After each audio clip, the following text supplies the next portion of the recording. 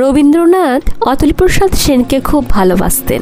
1896 সালে কবি গড়েছিলেন খামখেয়ালি সভা। এই সভার সদস্য ছিলেন দ্বিজেন্দ্রলাল রায়, মহারাজা জগদীন্দ্র নারায়ণ রায়, অবনীন্দ্রনাথ ঠাকুর, লোকেন্দ্রনাথ পালিত, আরও অনেকে। সেই আসরের সর্বকনিষ্ঠ সভ্য ছিলেন অতুল প্রসাদ সেন। নিয়ম কানুন আর সময়ের হিসেব সেখানে একেবারেই ছিল না। গান বাজনা আর সাহিত্য মিলেমিশে জমত মজার আবহে। অতুল প্রসাদ নিজে পরে সেই আনন্দ সভার যে বিবরণ দিয়েছেন তা ছিল এমন। পরম হাস্যরসিক দ্বিজেন্দ্রলাল রায় খামখেয়ালির মজলিসকে হাসির ঝড়ে মজিয়ে রাখতেন। তার হাসির গানের কোরাসে সবাই যোগ দিতেন, আর রবীন্দ্রনাথ ঠাকুর থাকতেন সেই কোরাসের নেতা।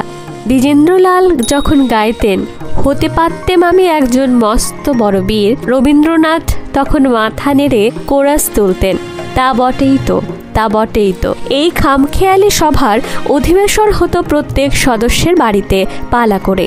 একদিন যখন সভা বসেছিল অতুল প্রসাদ সেনের বাড়িতে, সেদিন কবিগুরু বাড়ি ফিরেছিলেন রাত 12টার পরে। নাটোরের মহারাজা ফিরেছেন 1-1:30টার সময়, আর দ্বিজেন্দ্রলাল, অতুল প্রসাদ এবং আরো কয়েকজন সারা রাত কাটিয়েছেন কীর্তন শুনে আর হাসির গান গেয়ে। প্রভাতের আলো ফুটতেই অতুল প্রসাদ সেন হাস্যরাজকে বাড়ি পৌঁছে দিয়েছেন। তার মনে ছিল হাস্যরাজের স্ত্রী এ নিয়ে অনেক উদ্বিগ্ন হয়ে পড়েছিলেন।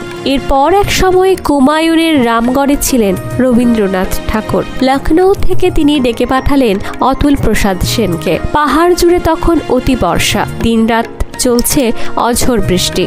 একদিন বর্ষার আসর বসল। বিকেল থেকে শুরু করে রাত 10টা পর্যন্ত কবির বর্ষার কবিতা পাঠ আর বর্ষার গান চলল অবারিত। প্রতিমা দেবী খেতে ডাকছেন, কিন্তু কারো ভ্রুক্ষেপ নেই। সবাই ডুবে আছেন কবির সুর রসে। অতুল প্রসাদ সেন ছিলেন রবীন্দ্রনাথ ঠাকুরের গান রচনার প্রত্যক্ষ সাক্ষী। একদিন ভোরের আলো ফোটার আগেই কবি বেরিয়ে পড়লেন। অতুল প্রসাদ সেন লুকিয়ে তার পিছু নিলেন। দেখলেন কবি বসে আছেন পাহাড়ের উপর একখানা পাথরে। সামনে অনন্ত হিমালয় আর ভোরের আকাশ। বসে গুনগুন করে রচ্ছেন গান। এই লোভিনু সঙ্গ তব সুন্দর হে সুন্দর। সেই জন্মক্ষণের গোপন সাক্ষী ছিলেন অতুল প্রসাদ সেন। আড়াল থেকে শোনা মাত্রই ফিরে এলেন নিজের ঘরে। 2-3 দিন পরে কবি যখন এই লোভিনু গানটি প্রকাশ্যে গেয়ে শোনালেন, অতুল প্রসাদ সেন বললেন এই গান তিনি আগে শুনেছেন। বিস্মিত হলেন রবীন্দ্রনাথ। রহস্য ভাঙতে কবির স্নেহ ভরা মন্তব্য, তুমি তো ভারী দুষ্টু, এমন করে রোজ শুনতে আসতে।